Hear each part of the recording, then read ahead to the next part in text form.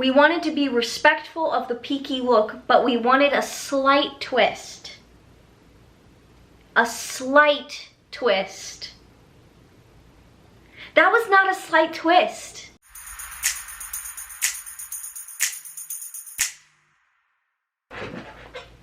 This is gonna be a fun one, guys. Hi, welcome back to my channel. My name's Danielle, and today I'm gonna be talking about Peaky Blinders. Specifically, why Peaky Blinders Season 5 was so bad, and how Season 6 recovered, for the most part. And just a fair warning, this video will include spoilers all the way to the Season 6 finale of Peaky Blinders. But before we get started, if you're new here, don't forget to subscribe to my channel. You can give this video a like if you liked it. You can follow me on all my social media links down below. I post updates on all my videos on my Instagram, so go follow me there. And in case you missed it, I am now officially an Audible affiliate, which is wild to me, and I'm so grateful. So if you want to sign up for an Audible trial, you get a free audiobook with that too. Just use my affiliate link in the description down below, and thank you so much in advance. Okay, I don't even know where to begin. I'm like a little nervous to make this video because I know that so many people are gonna come after me, or they totally definitely could, but I feel so strongly about it. I don't think I've ever felt so strongly about something like this, so I had to do it. I took notes, guys. Like, I was pissed. I was not happy with this change. So let's talk about it. I have been a longtime fan of Peaky Blinders, probably since the first or second season have been out on Netflix, and I loved it so much, and it was one of my favorite shows. It took me a while to get to season 5, because I had seen the first 4 seasons, started season 5, didn't get very far through it, and then kind of dropped off with the show. By the time I picked it back up again, which was recently, I had to go back to the beginning because I forgot everything and I wanted to watch it all again, and I loved it just as much as I had before. And then I got to season 5 again,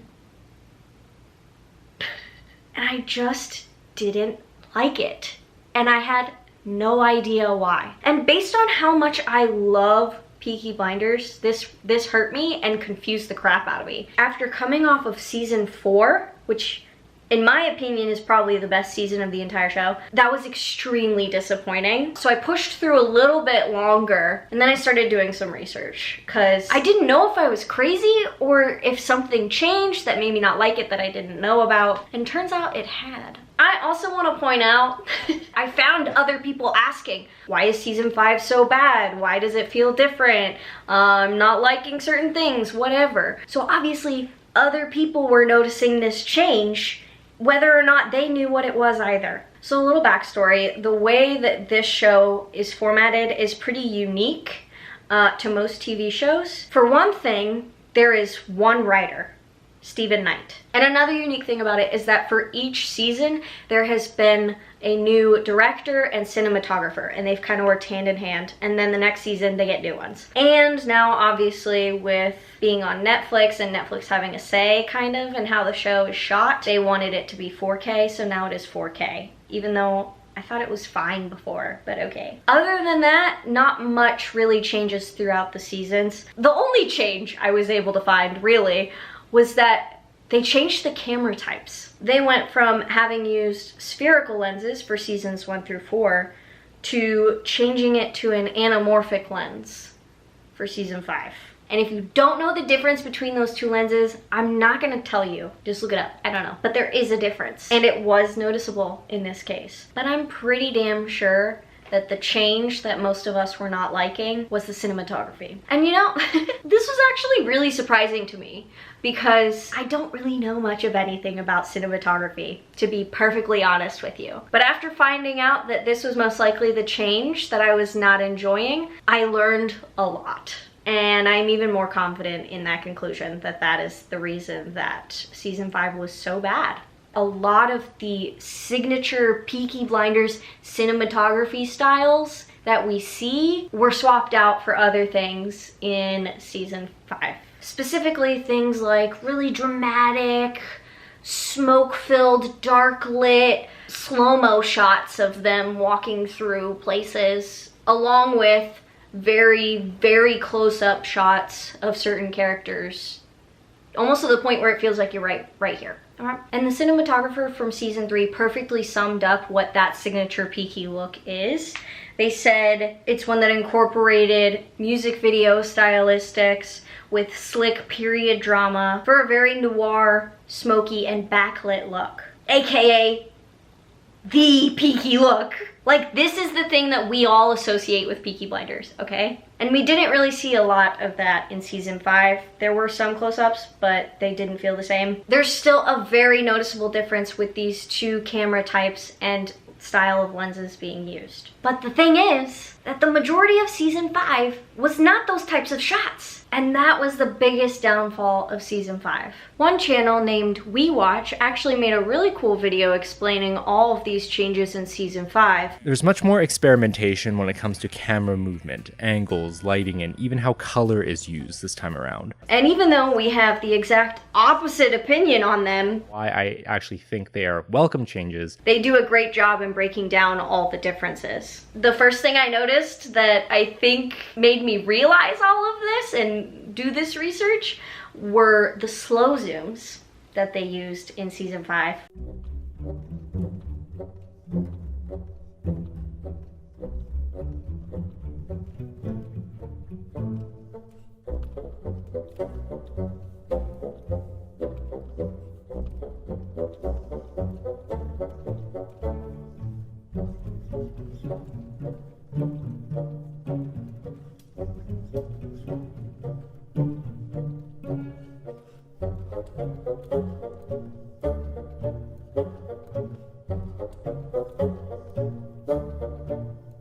And there were a lot of scenes like this where the entire thing was just one slow zoom, which, while it makes the actors look impressive if they nail it, it can get old real fast. And whenever they did use it, they never got quite as close to the actors as I would have liked them to. And brandy is for after dinner, not before. And there was a technical term for them specifically, but I forgot what it was, so sorry about that. I'll put it here if I remember. The dolly zoom in particular is used a few times. It's a disorienting shot that makes the background seem like it's moving further away as you move closer to your subject.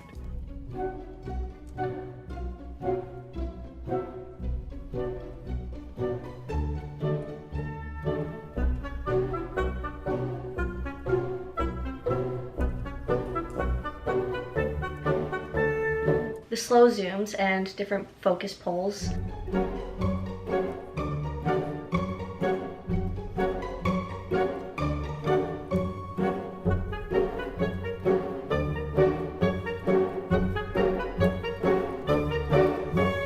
And there were more wide shots in favor of these close-ups that we normally got.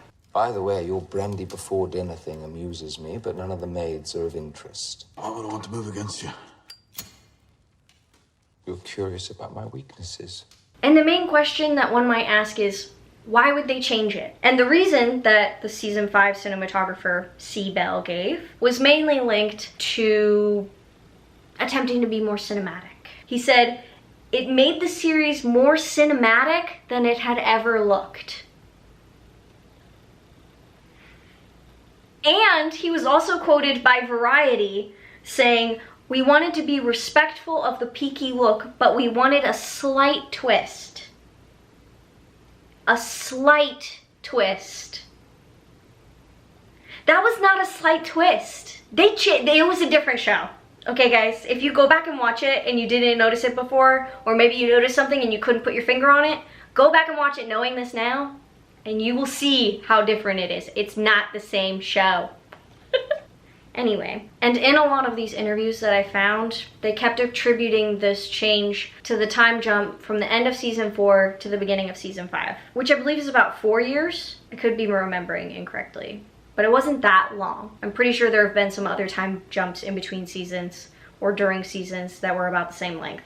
And what's really interesting to me is I think season 6 was done so well that if they had done season 5 the exact same way, this whole reasoning of we wanted a change and there's an evolution with Tommy growing up and them being all a little more high class or whatever, if they had just done it the way season 6 had done it, I would totally agree with that reasoning. Because there was a change and you can notice it sometimes, but the way they did it in season 5 was too abrupt. And the way they did it in season 6, I think felt a little smoother for the most part. But I can't get over the fact that they kept attributing this anamorphic lens to making it look more cinematic. Because either I don't know the criteria for cinematic, or it's just not true.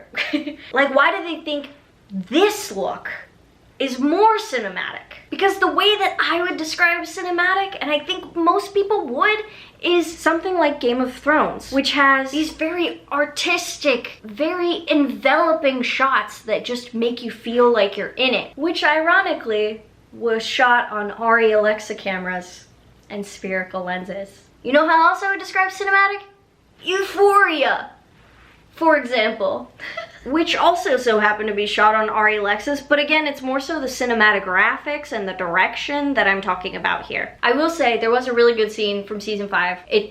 I still don't think that the cinematography of it fit with the rest of the show and the style of the show, but it was probably my favorite. It was the scene where Linda was just shot and they bring her in to get the bullet out. It was about 4 minutes long and it was all one take. I think the framing was, again, just too wide most of the time, which made it look a little over dramatized. I would have taken your bullet.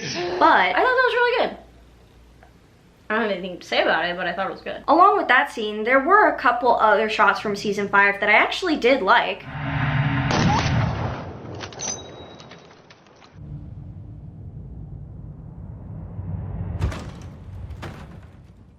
Whiskey? But these were so much more rare than all of these super slow or far away shots that we mostly got throughout the season. And that's not to say that the audience or previous cinematographers have any control over how the show looks and it has to be the exact same every time. But we've already seen 4 seasons of different cinematographers, different directors using slightly different cameras, adding in their own style, but still making it feel like a part of a whole. Now, before we go any deeper into this point that I have made, that I intend to argue very strongly, let's just run through all the things that could have possibly changed that would make people not like this season. Did the writers change? No. Did the music change? Not really. There might have been less occasions where music was used, but I didn't really notice a big change in that. Did the acting change? I don't think so. I honestly don't think it did, but as a matter of fact, I think that in conjunction with this new cinematography style, it actually added to the problem, which really kind of sucks because those actors are out here giving us that same amazing shit that they have been giving us, and it looks kind of bad comparatively. It does not match with the style in my opinion. It is way too dramatic for these wide shots. And I think a very good example is the actor that plays Arthur. If you watch these scenes from earlier seasons of Arthur just completely breaking down. Yeah. Oh. Yeah, it's all right. It's all right, brother. Especially this scene. It's like me fucking head is just like this fucking black fucking bird. Shut the door on it like I did. I'm not fucking you! I'm good!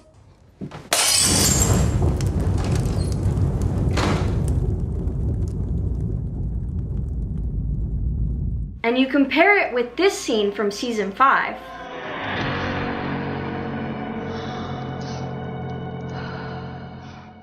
I'm fucking sinking here, mate. I'm fucking sinking up. Michael could be right. We could go, Tommy. We could go. He might be fucking right. Arthur! There is no item number 5! He is acting the exact same, but it does not hit the same way. There aren't a lot of moments to really just sit and see those characters react to things and calculate over things, and that's the biggest thing. I feel like the main description that you can give of Thomas Shelby, of Cillian Murphy, and the way that he plays Thomas Shelby are those shots, and you know what shots I'm talking about? Those shots, like this one, where they're just holding the camera on him, a nice close-up, and you just see all the gears turning. And because there wasn't a whole lot of that in season 5, his character felt less capable, I would say. Why don't we get to see this extremely calculating man. Calculating? Like I... Never. It doesn't happen in season 5.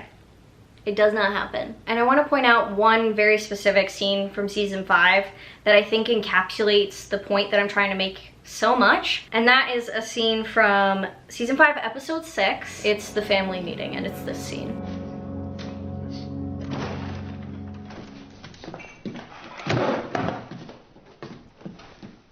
You bearing up, Arthur? Bearing up for what? Bearing up to be free, pal. Now in this scene, the reason I think it's so bad is because a lot of the cinematography is not really focused on a specific person. Almost to the point where like, they can't decide who to focus on. He and Polly are to be married in 3 weeks with my blessing. From now on, Aberama will be welcome at our meetings. Hopefully, under happier circumstances. Let's drink to happier circumstances. Yeah. To Ida. Ida. To Ada. Ida. So they just kind of showed a little bit of everybody and a little bit of everybody's reactions, but you don't really know who you're supposed to be focusing on, and you don't really feel anything for any particular character. And they don't employ the tool of cinematography to create this dramatic buildup. And instead we just end up with a straight-on shot of Michael acting mean. I mean, but we don't care. It just made the whole scene seem really dumb. Also, like, why is anyone allowing Michael to talk for this long? And it's not like this was an issue of too many characters in one scene and we don't really know who to focus on. Because as we know, in the Peaky Blinders world, it is a tradition to have a family meeting. Probably once every episode. Another place where I think this became an issue for season 5 is the cinematics in relation to the villains. Mr. Shelby, I must say, you sing like a songbird in the house. In multiple times in season 5 and season 6, Thomas Shelby, as well as a few of the other characters, outwardly say Oswald Mosley is this unstoppable beast and you can't take him down, as if he's the biggest villain that the Shelbys have ever encountered. But based on what we saw in season 5, You've come to my attention. I'm impatient for my fucking whiskey. Billet! I wasn't intimidated by him that much. This scene in particular was probably the most disappointing for me. It feels all over the place and like the camera could not figure out what to do. And then I think on top of that, the editors just had a field day with it. Light a flame the atheists cannot extinguish. And in my opinion, it just ended up coming off as more comical than anything. Have been betrayed again and again by politicians. But hear this. Especially when they kept cutting back to the Shelbys like this, and they just look like they think he is absolutely ridiculous. It really ruins that credibility for him, which is like, that was the whole point of season 5. You were supposed to build up that intimidation, especially with that scene there. And with the writing and the acting, yes, that was there. But because of the cinematography, no. Especially compared to the villain of season 4, Luca Changretta. Now that is how you introduce a villain, guys. That scene where he comes into the Shelby Company Limited office or whatever, and Tommy's there, expecting some dude from France to walk in for a meeting. It's gonna be the same, man. And only slowly does he come to realize, through different subtleties, through different mentions of things, this is a bad guy. I am surprised how easy it was to get into a room with you. And now?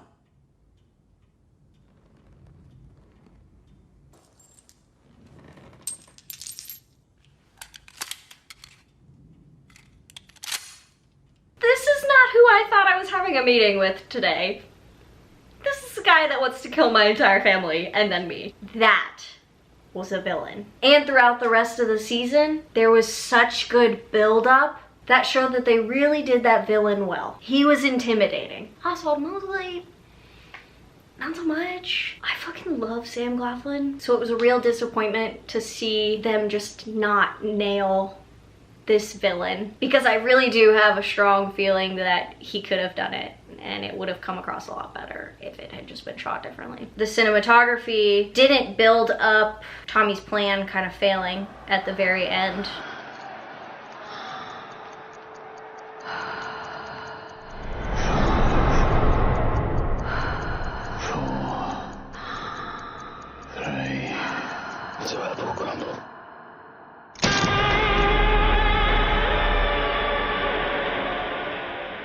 It just didn't feel that dramatic, and like everything just falling to pieces and it not feeling that great. They just didn't do it well. When he's failed before, it's felt more shocking. See also the season 3 finale time crunch. Paul, what's yours? Charlie! Charlie! We did warn you that your son would be in danger if you deviated from the plan. You'll not betray yourself. Have to get the all done before midnight so he's gone. Hear me? We do not hear word for 10 o'clock. We blow it. We don't have much time!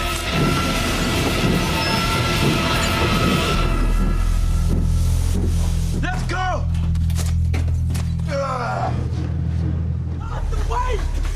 Charlie's safe!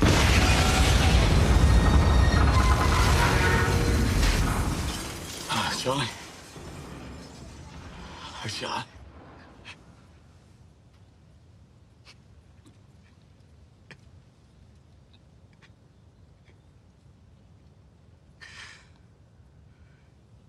And it didn't feel very shocking in this season because there wasn't that dramatic cinematic buildup. You didn't feel a lot of attachment, and you needed more of that investment and suspense that a lot of the cinematography has a part in building. Speaking of the season 5 finale, I have to say it was arguably the worst. Not just the worst finale of all the seasons, but the worst episode of all the seasons and all the episodes of the entire show, in my opinion. Yeah, I wrote that down before I saw season 6, but I still agree with that. It took me 5 tries to get through the whole episode because I just kept stopping it and walking away because I did not care. I was very annoyed at how bad it was, and it was just dumb. It's just dumb. I took very specific notes on this episode because even after 5 tries, I still couldn't get through it without just like anger writing everything. So let's talk about it. The opening scene probably took me 2 out of 5 of those tries.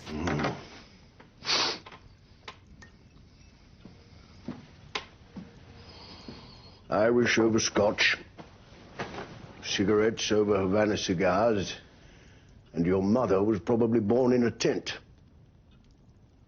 Grandmother, You read Greek literature. I have trouble sleeping. It was so bad. And also it just seemed really fake for some reason. I don't know if it was the lighting or what, but it actually reminded me of kind of how video games look sometimes. It was bad, I think. I think it was pretty bad. The episode as a whole had the most dramatic style change, in my opinion. There were so many boring angles, and I feel like they're just putting a lot of time into these wide shots and these slow zooms that you don't get a lot of this focus on the actors and how they're portraying their characters' thoughts, emotions, whatever. What have you. And then they go and fucking kill Aberama. That pissed me off. That pissed me off so much. It fell so flat. And then you go and you fucking do Aberama Gold like that. You really? Him? If we really consider his character.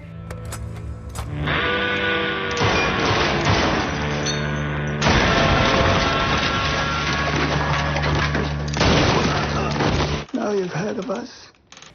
That wouldn't have happened to him. Okay, like, you didn't even give him his revenge plot before you killed him off. and it was just like, oh, he's dead now. And that really fucking sucks. Oh, you know what? I don't know what, yeah, there were some weird things that happened in season 5 now that I think about it. I gotta say, in season 5 and kind of season 6, the way that they turned Michael and his whole subplot with him and his wife. Well, where you going now, right? Hmm? Introduce me at least. Excuse me. Look at this. Come on, baby. Forget about it. You are free to fucking leave, Michael. You fucking bastard. Michael. Honey, he's in trouble, huh? He needs you. It was dumb. It felt really dumb in season 5, and I think they kind of recovered that in season 6, but I'm not sure I quite get why they decided to do that in the first place. At the beginning of season 6, it makes sense that they went in that direction when they had Polly die, which, by the way, I think they did really well, not just in terms of if they were to not have that character anymore for whatever reason, but in terms of the fact that Helen McCrory obviously tragically passed away, but they were very respectful of her as a person and an actress by shooting it in a way where they didn't need to show her.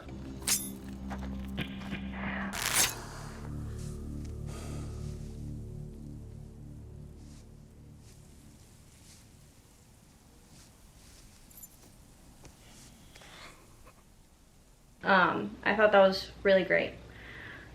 Why was I on this line? Oh, so back to my point. In that respect, it makes sense that they decided that Michael's character was gonna follow a revenge plot. That makes sense. But why were they doing it before? I don't really get. He kind of turned very abruptly.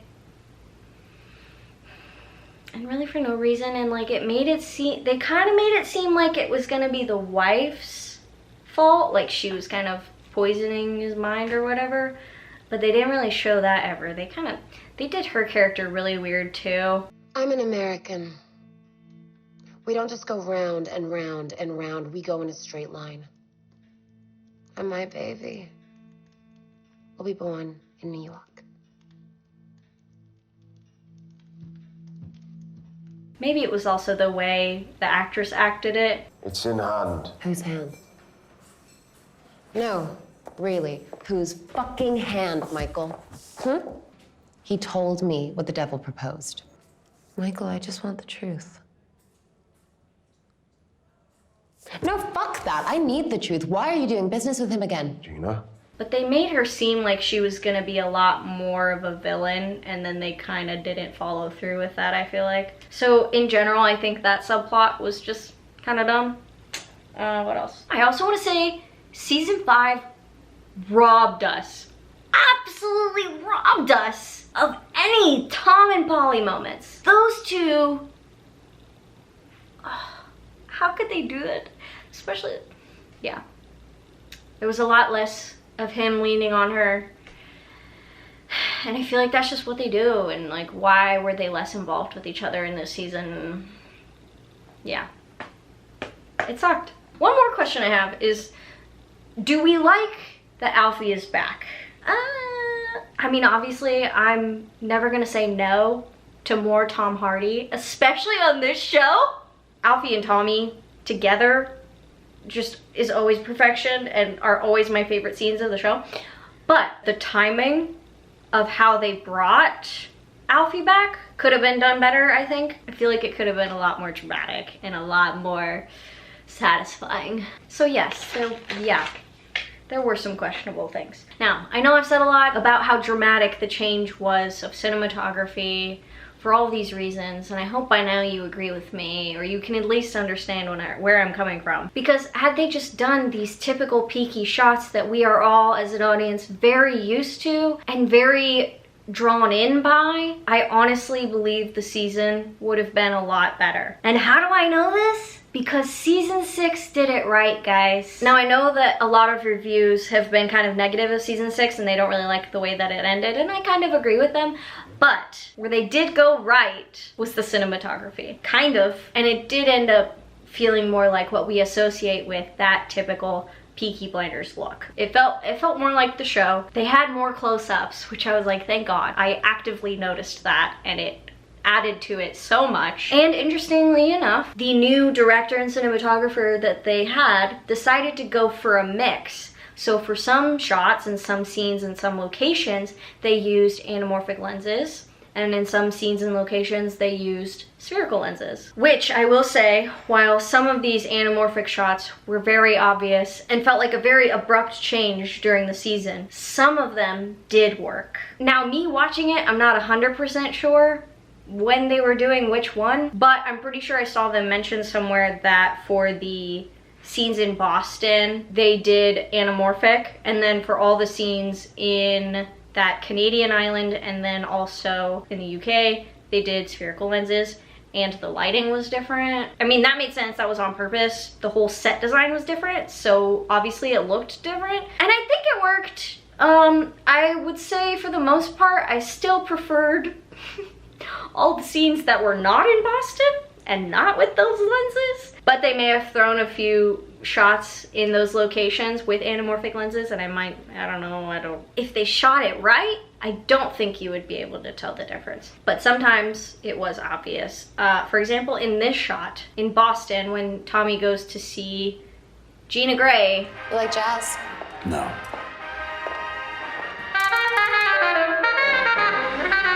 You smell of jail, Gina. And you drink too much. Yes, but booze is legal. Your white powder's not.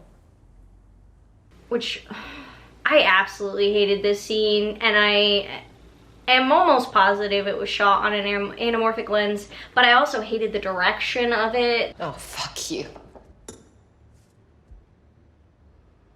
Die here for all I fucking care.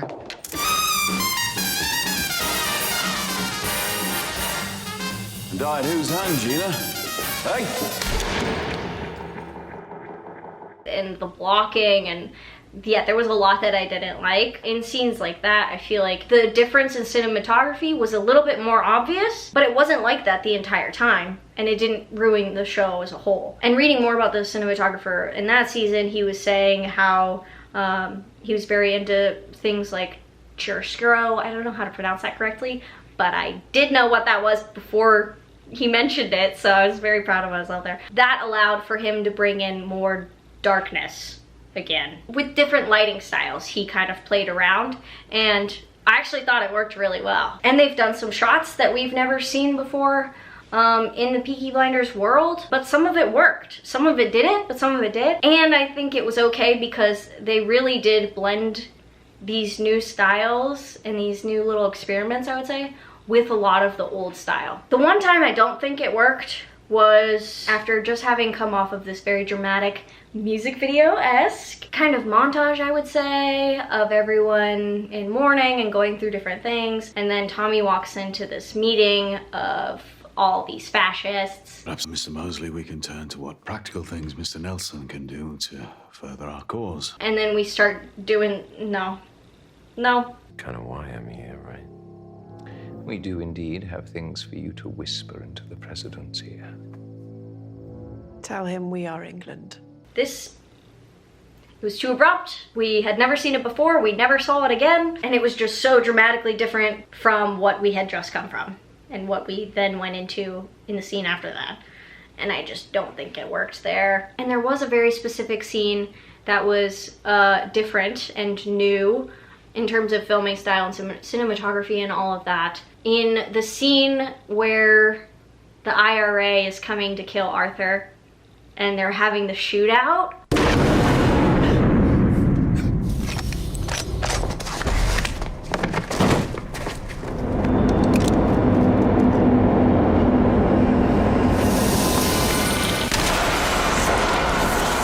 that was different, but it was really cool and I think it worked.